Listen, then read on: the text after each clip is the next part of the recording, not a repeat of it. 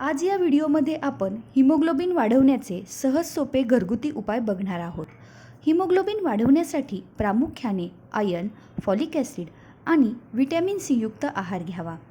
पालक ही सर्वाधिक लोहयुक्त पालेभाजी आहे, तसेच त्यामध्ये व्हिटॅमिन सी, व्हिटॅमिन ई आणि पोटॅशियम यांचे मुबलक प्रमाण आहे, म्हणून या भाजीचा आहारात आवर्जून समावेश करावा।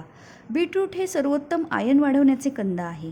बीटरूटमध्ये आयर्न, फॉलिक ॲसिड, पोटॅशियम यांचे प्रमाण अधिक असते, त्याचबरोबर फायबरचेही प्रमाण अधिक असते, म्हणून बीटरूट ज्यूस आयर्न वाढवण्यासाठी सर्वोत्तम पेय आहे। याचबरोबर कलिंगड, मनुका, अंजीर, खजूर यांचा देखील आहारात समावेश करावा।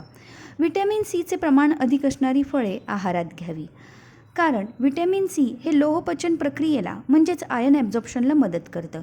यामध्ये प्रामुख्याने पेरू, आवळा, लिंबू, संत्री, पपई यांचा समावेश करावा।